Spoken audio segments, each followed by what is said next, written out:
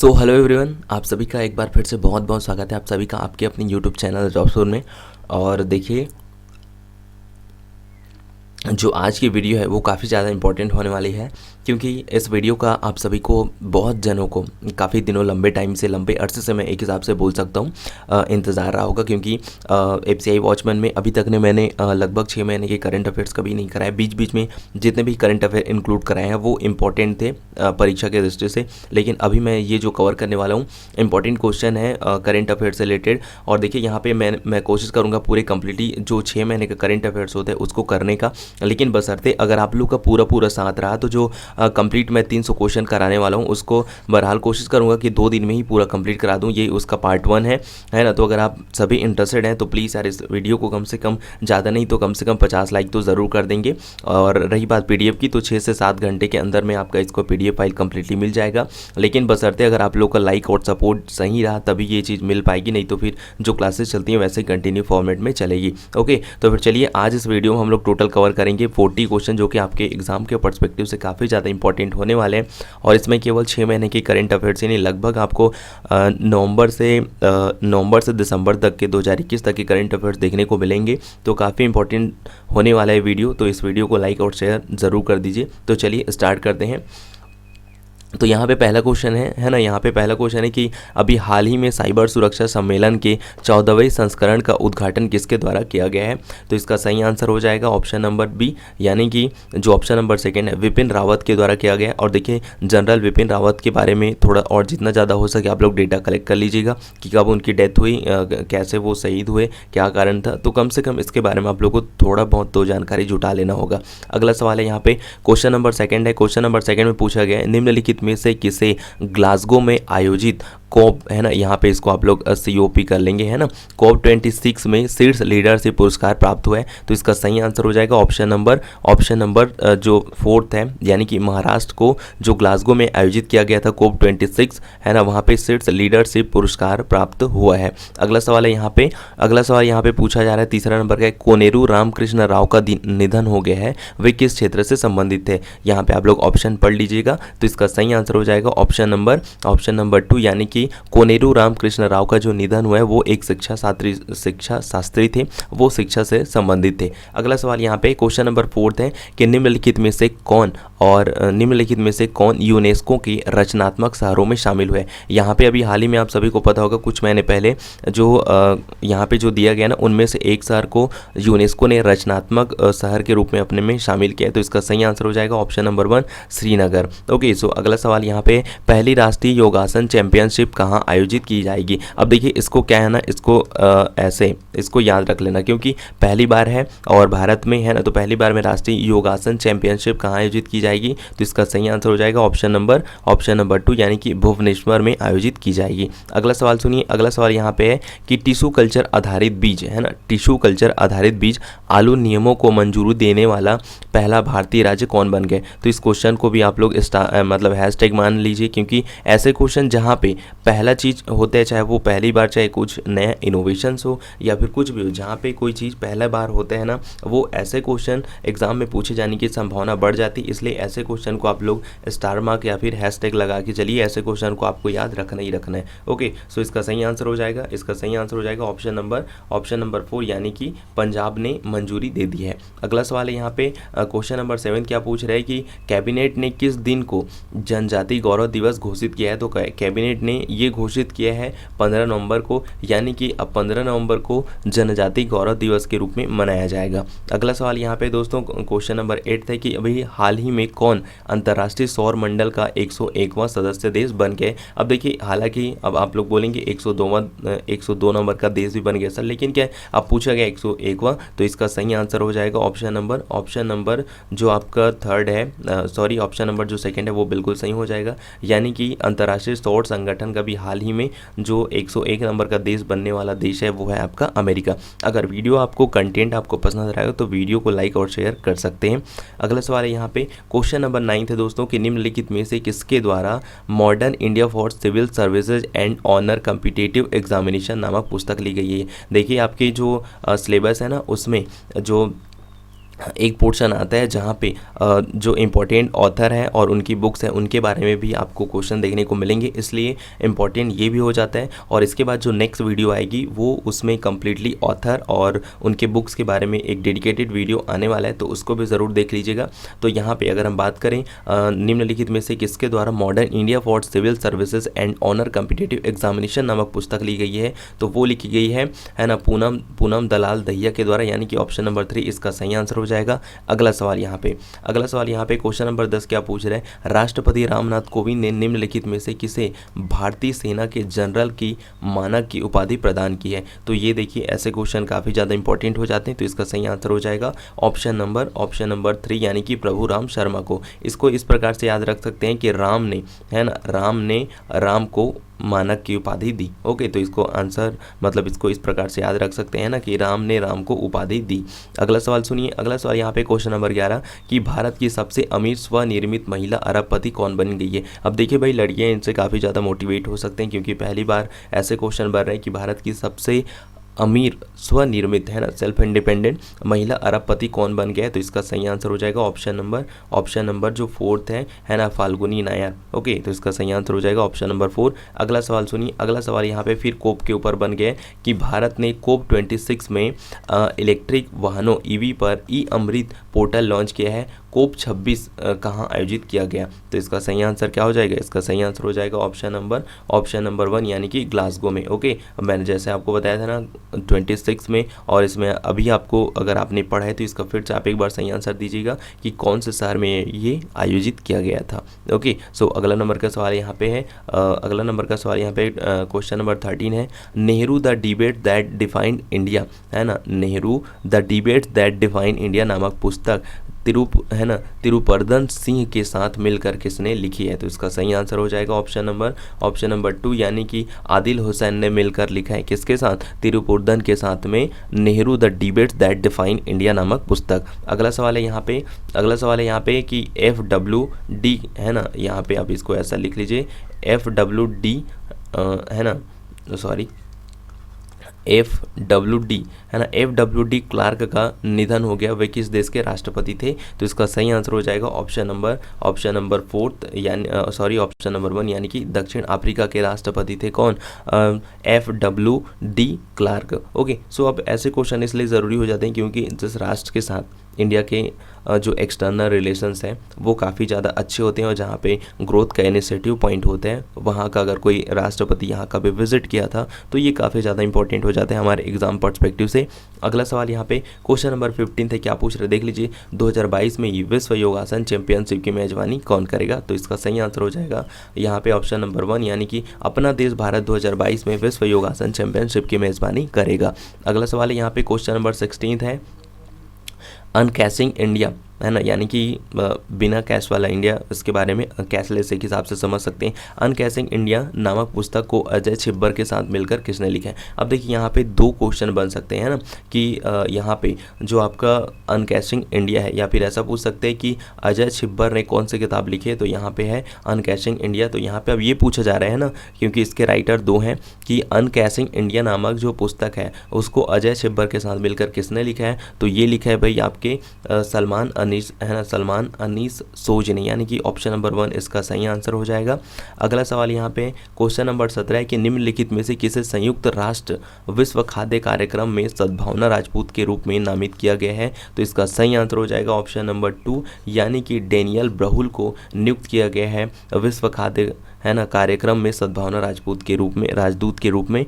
अगला सवाल है यहाँ पे दोस्तों क्वेश्चन नंबर 18 है, फोर्ट्स इन स्टेट क्राफ्ट, है ना, फोर्ट्स इन स्टेट क्राफ्ट नामक पुस्तक का विमोचन किसके द्वारा किया गया। तो इसका सही आंसर हो जाएगा ऑप्शन नंबर 1 यानी कि अजय कुमार के द्वारा इसका विमोचन किया गया। अगला सवाल है यहाँ पे क्वेश्चन नंबर 19 है, निम्नलिखित में से किस राज्य ने सर्वश्रेष्ठ वन्य जीव गंतव्य श्रेणी में पुरस्कार जीता। एक बार फिर से सुनिएगा क्वेश्चन को, निम्नलिखित में से किस राज्य ने सर्वश्रेष्ठ वन्य जीव गंतव्य श्रेणी में पुरस्कार जीता है। तो इसका सही आंसर हो जाएगा ऑप्शन नंबर 2 यानी कि उत्तराखंड ने। अगला सवाल यहाँ पे देख लीजिए कि अगला सवाल यहाँ पे निम्नलिखित में से कौन सा देश 2023 में कोप 28 की मेजबानी करेगा। ओके, जैसे अभी हमने क्या पढ़ा कि 26 जो कोप सम्मेलन हुआ था, है ना, उसमें क्या है, उसमें किस शहर ने आपको बताया सर्वश्रेष्ठ पुरस्कार जीता, उसके बाद कहाँ पे आयोजित किया गया था ये भी बता दिया आपको, है ना। तो ये काफ़ी ज़्यादा इंपॉर्टेंट हो जाता है कि ऐसे सवाल भी पूछ सकते हैं ना कि 2028 का कोप मेज़बानी कौन करेगा, कहाँ पे आयोजित किया जाएगा। तो इसका सही आंसर हो जाएगा ऑप्शन नंबर बी, यानी कि संयुक्त अरब अमीरात जो है 2023 में जो कोप 28 होगा उसकी मेज़बानी करेगा। अगला सवाल यहाँ पे पूछा जा रहा है कि निम्नलिखित में से किसने ब्राज़ील में साओ पाउलो ग्रांड प्रिक्स में स्प्रिंट रेस जीता। एक बार फिर से पूछ देता हूँ आप लोग क्वेश्चन कि निम्नलिखित में से किसने ब्राज़ील में साओ पाउलो ग्रांड प्रिक्स में स्प्रिंट रेस जीत ली है। तो इसका सही आंसर हो जाएगा ऑप्शन नंबर 1, यानी कि वॉल्टेरी बोटास ने ये जो है स्प्रिंट रेस जीत लिया है। अगला सवाल यहाँ पे क्वेश्चन नंबर 22 है, निम्नलिखित में से किस फिल्म को भारतीय पैनोरमा खंड के लिए चुना गया है। काफ़ी ज़्यादा इंपॉर्टेंट है दोस्तों, इस क्वेश्चन को आप लोग ज़रूर याद रखिएगा कि यहाँ पे निम्नलिखित में से किस भारतीय फिल्म को पैनोरमा खंड के लिए चुना गया है। तो इसका सही आंसर हो जाएगा ऑप्शन नंबर डी, यानी कि कुंजगल को चुना गया है ना पैनोरमा खंड के लिए। अगला सवाल है यहाँ पे कि क्वेश्चन नंबर 23 है, अभी हाल ही में 15 नवंबर 2021 को बिरसा मुंडा की कौन सी जयंती मनाई गई है। देखिए पूछना होता, जो एग्जामिनर है अगर उसको पूछना होता कि 15 नवंबर को किस स्वतंत्रता सेनानी की जो है जयंती मनाई जाती है, तो इसका आंसर ये भी हो सकता था बिरसा मुंडा की जयंती मनाई जाती है। अब चूंकि एग्जामिनर को क्वेश्चन को घुमा के देना है, इसलिए ये पूछ रहे हैं कि 15 नवंबर 2021 को बिरसा मुंडा की कौन सी जयंती मनाई गई। तो इसका सही आंसर हो जाएगा ऑप्शन नंबर जो थर्ड है, यानी कि 146वीं जयंती मनाई गई है। अगला सवाल यहाँ पे है, क्वेश्चन नंबर 24 है कि न्यूमोकोकल कंजुगेट वैक्सीन कार्यक्रम कहाँ शुरू किया गया। तो इसका सही आंसर हो जाएगा ऑप्शन नंबर 3 कर्नाटका में। अगला सवाल है यहाँ पे क्वेश्चन नंबर 25 है, निम्नलिखित में से किसने 2021 T20 विश्व कप का खिताब जीत लिया है। तो इसका सही आंसर हो जाएगा ऑप्शन नंबर 1, यानी कि ऑस्ट्रेलिया ने जीत लिया था, है ना, 2021 में जो T20 विश्व कप हुआ था उसका चैंपियनशिप। अगला सवाल यहाँ पे है कि विशिष्ट भूमि पार्सल पहचान संख्या को किसके द्वारा लॉन्च किया गया है। बढ़िया ध्यान से सुनिएगा यहाँ पे, है ना, कि विशिष्ट भूमि पार्सल पहचान संख्या किसके द्वारा लॉन्च किया गया है। तो ये लॉन्च किया गया है आपके गिरिराज सिंह के द्वारा, यानी कि ऑप्शन नंबर 1 इसका सही आंसर हो जाएगा। अगला सवाल सुनिए, अगला सवाल क्वेश्चन नंबर 27, निम्नलिखित में से किसने हिंद महासागर नौसेना संगोष्ठी प्रमुखों के सम्मेलन के 7वें संस्करण की मेजबानी की है। तो इसका सही आंसर हो जाएगा ऑप्शन नंबर 1, यानी कि फ्रांस ने मेजबानी करी है। अगला सवाल है क्वेश्चन नंबर 28 है, आईसीसी चैंपियनशिप ट्रॉफी 2025 की मेज़बानी किसे सौंपी गई है। एक बार अच्छे से सुनिएगा कि आईसीसी चैंपियनशिप ट्रॉफी 2025 की मेज़बानी किसे सौंपी गई है। तो इसका सही आंसर हो जाएगा ऑप्शन नंबर बी, यानी कि पाकिस्तान। अब यहाँ पे आप लोग कमेंट सेक्शन में बताइए कि क्या 2025 में 2025 में अगर इसको मेज़बानी कर रहा है पाकिस्तान आईसीसी को, तो क्या आप लोग बताइए कि क्रिकेट क्या उतना सक्सेस हो पाएगा, क्या इंडिया के लोग वहाँ देखने जाएंगे। तो एक बार मजाक में ही सही, लेकिन कमेंट्स में ज़रूर से ज़रूर राइट डाउन करिए। अगला सवाल यहाँ पे क्वेश्चन नंबर 29 थे मेरे प्यारे भाइयों की, राष्ट्र रक्षा समर्पण पर्व का आयोजन कहाँ किया गया। तो इसका सही आंसर हो जाएगा ऑप्शन नंबर 2, यानी कि झांसी में आयोजित किया गया राष्ट्र रक्षा समर्पण वाला पर्व। अगला सवाल यहाँ पे है क्वेश्चन नंबर 13 है, घर घर राशन योजना किसने शुरू किया। तो इसका सही आंसर हो जाएगा ऑप्शन नंबर जो थर्ड है, यानी कि पश्चिम बंगाल में शुरू किया गया घर घर राशन योजना। अगला सवाल है यहाँ पे क्वेश्चन नंबर 31 हो जाता है, निम्नलिखित में से किसने मलेशियन ओपन स्क्वैक्स चैंपियनशिप 2021 के खिताब जो है जीता। तो इसका सही आंसर हो जाएगा ऑप्शन नंबर 1, यानी कि सौरव घोपाल ने जीत लिया है मलेशियन ओपन स्क्वैश चैंपियनशिप। अगला सवाल है यहाँ पे क्वेश्चन नंबर 32 है, निम्नलिखित में से किसे यूनेस्को की गुडविल एम्बेसडर नियुक्त किया गया है ना। आपको बताना है कि निम्नलिखित में से किसे यूनेस्को की गुडविल एम्बेसडर नियुक्त किया गया है। तो इसका सही आंसर हो जाएगा ऑप्शन नंबर 2, यानी कि नाओमी कावासाकी को नियुक्त किया गया है जो यूनेस्को की गुडविल एम्बेसडर के रूप में। अगला सवाल यहाँ पे क्वेश्चन नंबर 33 है कि अभी हाल ही में किसने मेंस बैलन की ओर पुरस्कार जीता है ना। एक बार फिर से सुनिए, अभी हाल ही में किसने मेंस बैलन डी और है ना मेन बैलेंस डी और पुरस्कार जीता है? तो इसका सही आंसर हो जाएगा ऑप्शन नंबर 2 यानी कि लियोनेल मेसी ने ये पुरस्कार जीत लिया है। अगला सवाल है यहाँ पे क्वेश्चन नंबर 34 है, अभी हाल ही में इस क्वेश्चन है ना, अभी हाल ही में सास्कन मेडिकेट ने स्टार्टअप इंडिया है ना, स्टार्टअप इंडिया ग्रैंड चैलेंज 2021 जीता है। यह स्टार्टअप किस राज्य में स्थित है? तो ये स्टार्टअप है आपके केरल में, यानी कि ऑप्शन नंबर 4 इसका सही आंसर हो जाएगा। अगला सवाल यहाँ पे पूछा गया कि अभी हाल ही में आर हरि कुमार को नौसेना के खालिस्तान वे अध्यक्ष के रूप में पदभार ग्रहण किया। तो इसका सही आंसर हो जाएगा ऑप्शन नंबर 25वां